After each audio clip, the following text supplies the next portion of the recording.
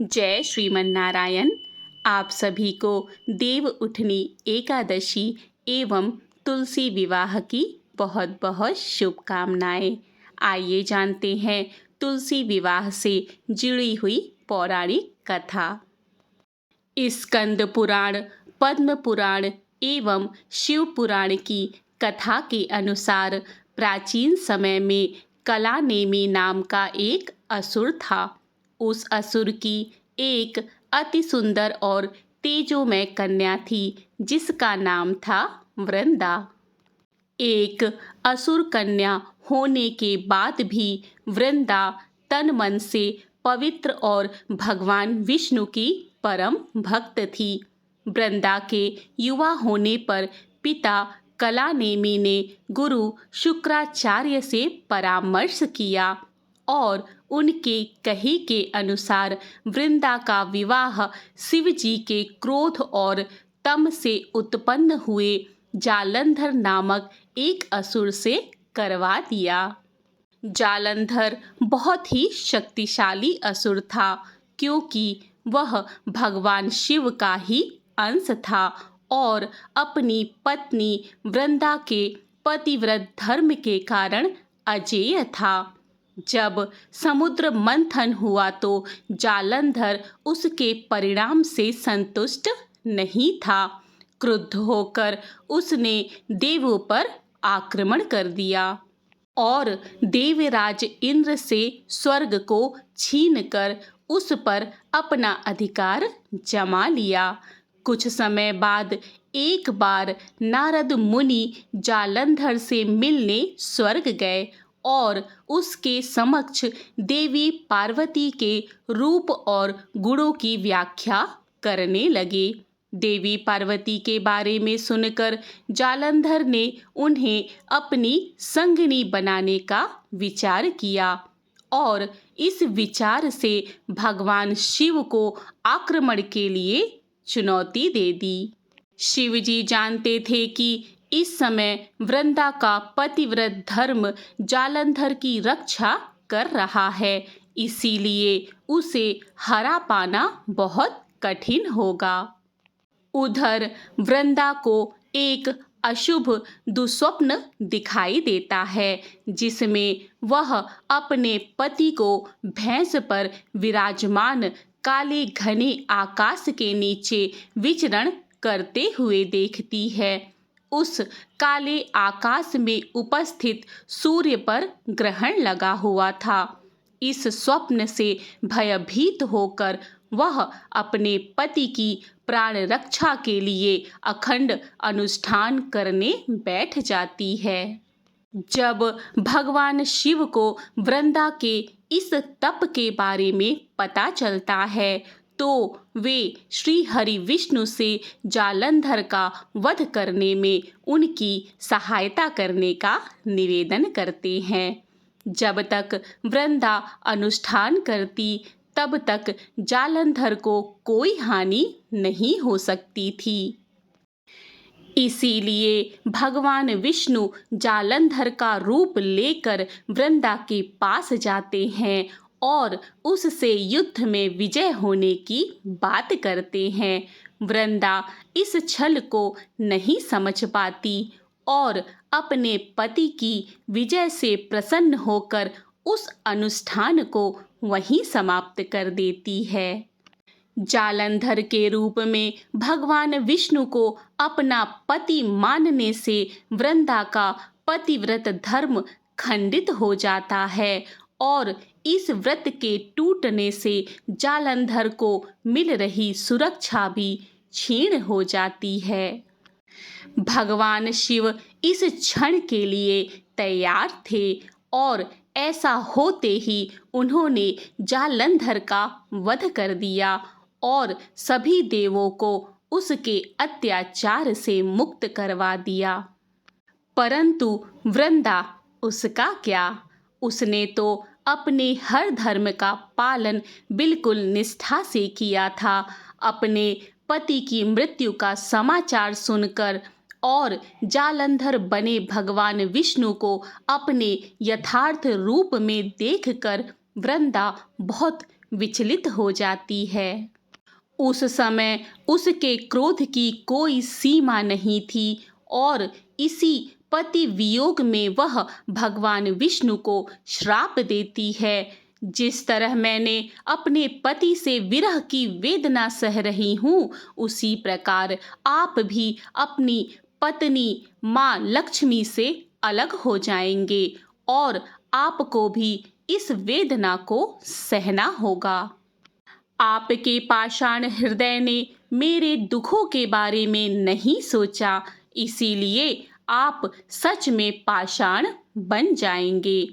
भगवान विष्णु क्रोध अग्नि में जल रही एक स्त्री की वेदना को समझते हैं और वृंदा को वरदान देते हैं कि मेरा जो रूप तुम्हारे श्राप से पाषाण हो जाएगा, अर्थात पत्थर का हो जाएगा, उसी पत्थर से अगले जन्म में तुम्हारा विवाह होगा। तुमने अपने धर्म का भली भांति निर्वाह किया है, इसीलिए हर धर्मनिष्ठ मनुष्य के घर में तुम्हारा वास होगा और वहाँ तुम्हारी पूजा की जाएगी। तुम्हारी पवित्रता हर जन्म में अखंड होगी और मेरे हृदय में हमेशा तुम्हारा विशेष स्थान रहेगा। तुम्हारी उपस्थिति के बिना मेरे लिए किया गया काम, कोई भी पूजा और कोई भी अनुष्ठान पूर्ण नहीं माना जाएगा। भगवान विष्णु से ऐसे वचन सुनकर वृंदा के क्रोध की ज्वाला शांत तो हुई, लेकिन उसने अपने पति से विछोह के दुख में स्वयं को भस्म कर लिया। वृंदा के शरीर की उस भस्म से एक पौधे का जन्म हुआ, जिसे तुलसी के नाम से जाना गया। तब से तुलसी अर्थात वृंदा हर जन्म में भगवान विष्णु की प्रिय है। जिस तिथि पर तुलसी का जन्म हुआ था वह प्रबोधनी एकादशी थी, इसीलिए हर वर्ष इस तिथि पर तुलसी और शालिग्राम जी का विवाह करवाया जाता है। इसीलिए तुलसी के बिना भगवान विष्णु का प्रसाद अधूरा माना जाता है। इति श्री तुलसी विवाह व्रत कथा। अब आइए जानते हैं कैसे मनाया जाता है तुलसी विवाह। देवोत्थान या प्रबोधनी एकादशी के नाम से जानी जाने वाली एकादशी तिथि पर तुलसी शालिग्राम विवाह करवाया जाता है। इस दिन प्रदोष काल में यह विवाह और पूजन करना सबसे शुभ माना जाता है। सबसे पहले प्रदोष काल में अपने घर के आंगन में 4 गन्नों का मंडप लगाएं। इसके लिए 4 गमलों में गन्ने मिट्टी में गाड़ दे, उस पर से साथ में बांधते हुए मंडप बना ले। इस मंडप में तुलसी के पौधे को गमले सहित रख ले और तुलसी जी को चुनरी अवश्य चढ़ाएं। एक रंगोली बनाकर चौक भी स्थापित करें और इस चौक पर पीले रंग का वस्त्र बिछाएं और इस पर सफ़ेद तिल का आसन देते हुए भगवान विष्णु का एक चित्र या फिर शालिग्राम जी को स्थापित करें। अब प्रथम पूजनीय श्री गणेश जी को भी चौक पर तिल का आसन देते हुए स्थापित करें। इसके बाद कलश स्थापना की जाएगी, तो आप चौकी पर दाएं तरफ सफ़ेद तिल से अष्टदल कमल बना लें। अष्टदल कमल का अर्थ है 8 पंखुड़ियों वाला एक पुष्प। अब तांबे या पीतल का कलश ले, उसके अंदर गंगा जल, शुद्ध जल, हल्दी, सुपारी, सिक्का, तिल, रोली डाल ले। कलश पर कुमकुम से स्वास्तिक बना ले। उसके मुख पर मौली बांधकर अष्टदल कमल पर रख दे। कलश के ऊपर आम या अशोक के 8 पत्ते रख ले। इन पत्तों पर भी हल्दी कुमकुम का तिलक लगाएं और इसके ऊपर एक कटोरी में गेहूं भर कर रख दे। गेहूं के ऊपर एक दीप को प्रज्वलित करें। अब सभी प्रतिमाओं, कलश और तुलसी जी पर पुष्प से शुद्ध जल का छिड़काव करें। उसके बाद गणेश जी और भगवान विष्णु को चंदन से तिलक करें और तुलसी माता को सिंदूर से तिलक करें। तिलक करने के बाद आप अपनी क्षमता के अनुसार 1 या 5 दीप प्रज्वलित करें। सबसे पहले गणेश जी को दूर्वा, पुष्प, तिल, जनेऊ और मौली अर्पित करें। इसके बाद भगवान विष्णु को भी जनेऊ, पीले पुष्प और मौली अर्पित करें। अब तुलसी माता को भी पुष्प और मौली अर्पित करें। तुलसी जी के विवाह में उनके श्रृंगार का विशेष महत्व होता है, तो अब उन्हें 16 श्रृंगार की सामग्री अर्पित करें। जो चीज़ें उन्हें पहनाई जा सकती हैं वे उन्हें जरूर पहनाएं, जैसे चूड़ी, बिंदी, सिंदूर इत्यादि। श्रृंगार के बाद आप माता को दर्पण अवश्य दिखाएं। अब वरमाला के लिए 2 पुष्पों की माला लें। पहले भगवान विष्णु को माला स्पर्श करवाएं और उसे तुलसी माता को पहना दें। फिर तुलसी माता पर माला को स्पर्श करवाकर भगवान विष्णु या शालीग्राम को पहना दें। इसके बाद गठबंधन किया जाएगा। गठबंधन के लिए आप जो चुनरी तुलसी माता को पहनाई थी उसके साथ एक पीले कपड़े को गांठ की मदद से जोड़े। इस गठजोड़ में हल्दी, पुष्प, सिक्का, सफ़ेद तिल और सुपारी डाल दे। इसके बाद गणेश जी, विष्णु जी, तुलसी माता और कलश को एक एक करके धूप दिखाएं। अब बारी है भोग अर्पित करने की। भोग में आप अपनी श्रद्धा के अनुसार खीर, पूड़ी, सिघाड़े, आंवले या आंवला का मुरब्बा, सेव, केले, गन्ने, खजूर, रेवड़ी आदि अर्पित कर सकते हैं। भोग के बाद सभी प्रतिमाओं को जल भी अर्पित करें। मुख शुद्धि के लिए आप पान के पत्ते पर इलायची, लौंग का जोड़ा और सुपारी रख दें और भगवान गणेश, भगवान विष्णु और तुलसी माता को एक एक करके चढ़ा दें। अब आप आरती की थाल में धूप, कपूर और दीपक रखकर श्रद्धा पूर्वक सबसे पहले भगवान श्री गणेश की आरती करें और फिर भगवान विष्णु और माता तुलसी की आरती करें।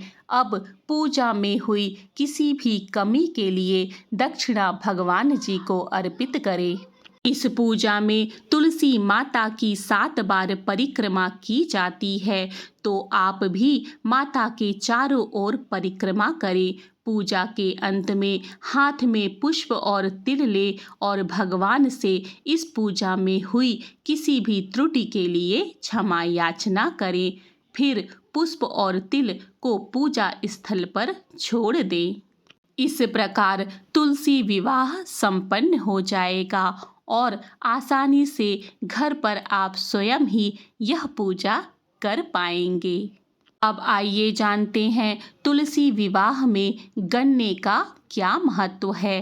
दरअसल इस एकादशी पर भगवान को गन्ने की पहली फसल प्रसाद के रूप में चढ़ाई जाती है और इसके बाद ही गन्ने की फसल की कटाई की जाती है। गन्ना एक मीठी फसल है और इसी से मीठा गुड़ बनाया जाता है, जो सेहत के लिए बहुत लाभदायक माना जाता है। हमारी परंपराओं के अनुसार किसी भी शुभ कार्य में मीठे का सेवन जरूर किया जाता है।